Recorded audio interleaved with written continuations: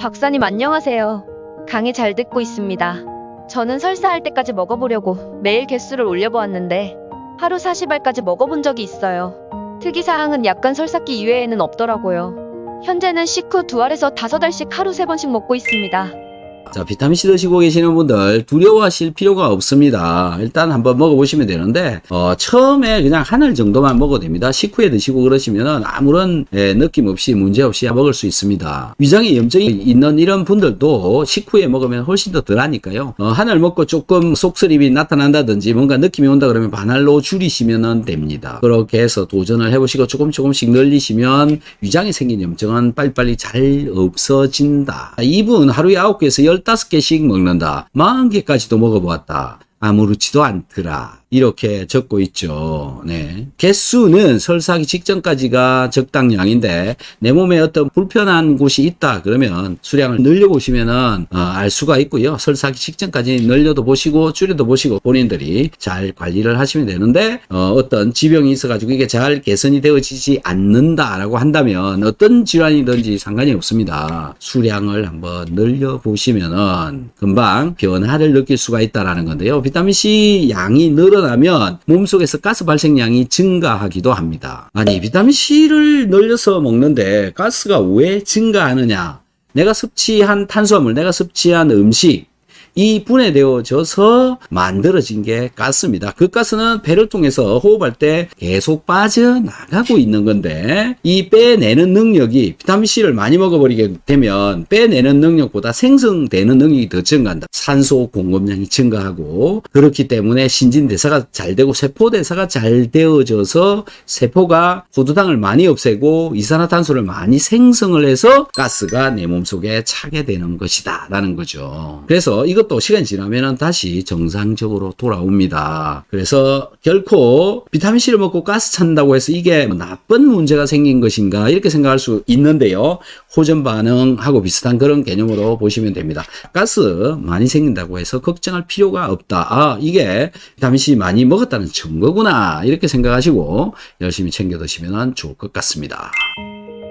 박사님 말씀이 맞습니다. 우리 할배는 현재 80인데 구내염으로 오랫동안 고생했는데요. 소금이 충치근을 터뜨려 죽인다고 하는 이야기 듣고 양치를 소금물로 한 뒤로 한 번도 구내염에 안 걸리더라고요. 감사합니다. 이런 증거들이 있습니다. 제가 여러분들께 소금으로 양치를 해라 이런 얘기를 하는 이유, 저희 어머니가 어릴 적부터 소금으로 이를 닦고 평생 이를 소금으로 닦았습니다. 그러면서 치과에 몇 번을 갔느냐? 제가 기억하기로 몇 번 간 적이 없습니다. 정말 10손가락 안에 들어올 정도로 치과에 별로 간 적이 없다. 어머니가 저한테 소금으로 이 닦아라고 옛날에부터 계속 이야기를 했습니다. 물론 저는 말을 잘 안 들었죠. 우리 어머니 굉장히 이가 튼튼해서 저도 소금으로 이를 닦아보아야 되겠다라고 해서 소금으로 이 닦은 지 이제 한 2년 정도 돼갑니다. 근데 처음에 제가 이가 약간 아팠고 이가 약간 흔들거렸는데요. 이 소금으로 닦고 나서부터 흔들거리는 게 서버리더라.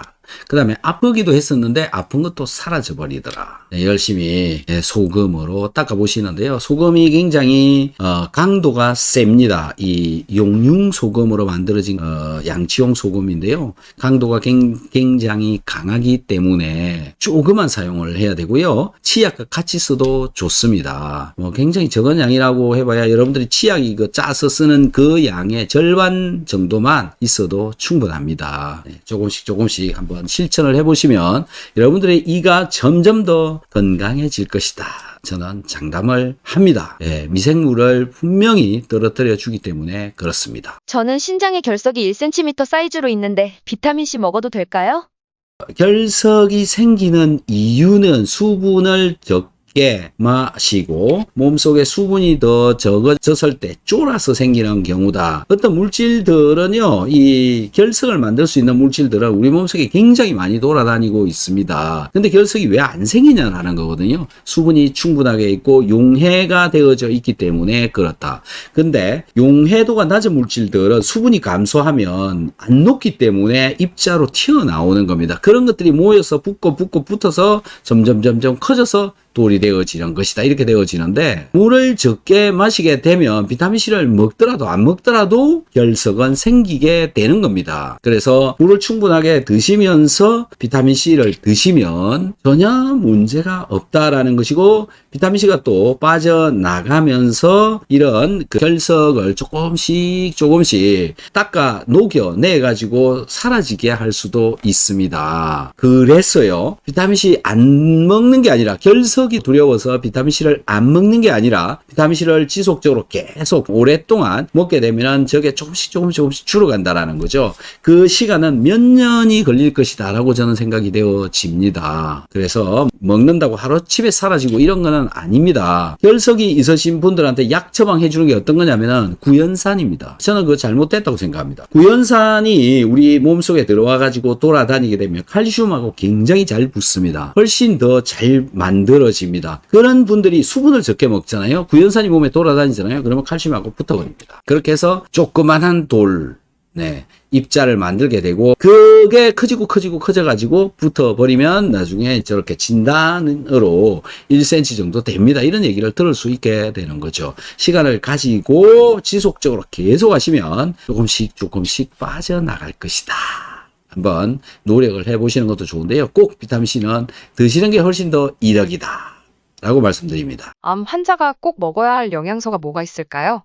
암 환자 건강해야 암도 물리칠 수 있다라는 건데요. 근본 바탕 뭘 해야 되느냐? 체온을 높여야 된다. 아침에 일어나서 체온이 36.5도 이상 나오도록 항상 관리를 한다. 이런 생각이 드는데요. 내 몸에 체온을 올릴 수 있는 음식물, 영양제 전부 다 먹어주면 좋겠죠. 비오유키소, 소화효소제 당연히 근본적으로 필요한 것이고 마그네슘 역시 필요한 것이고 비타민 B군, MSM, 그 다음에 항산화제류 다 드셔야 되죠. 비타민C, 글루타치온, 코큐텐, 알파 리포산, 비타민 E 이거 잘 챙겨 드시면 훨씬 더 도움이 많이 될 것이다. 지금 말씀드린 영양제 중에서 비타민C는 먹는 양을 최대로 먹어야 됩니다. 설사하기 직전까지 최대의 양을 먹고 무엇보다 내 몸속으로 산소가 잘 들어가는 환경을 조성을 하는 게 좋다. 집안에 산소 농도가 높도록 해주는 것이 대사를 촉진시킬 수가 있고 대사가 촉진되어짐에 따라 체온을 높일 수가 있기 때문에 그렇습니다. 산소 발생기 같은 거 집안에 켜놓는 게 낫고요. 가장 좋은 방법은 산속이나 바닷가에 가서 사시는 것이 암을 좀 더 긍정적으로 물리칠 수 있지 않느냐. 저는 생각이 되어집니다. 병원 치료 방법도 있기는 한데 거기는 답을 물어보시면 알 겁니다. 뻔한 대답이 나온다라는 거죠. 그래서 그것만 믿고 있을 수가 없다. 스스로 찾아보고 공부해서 개척을 해가는 것이 가장 저는 현명하다. 이런 생각이 듭니다. 열심히 비타민C 챙겨 드셔서 건강한 날들을 만들었으면 좋겠습니다. 여러분 더욱더 건강해지시기 바랍니다. 오늘 이만 마치도록 하겠습니다. 정말 감사합니다.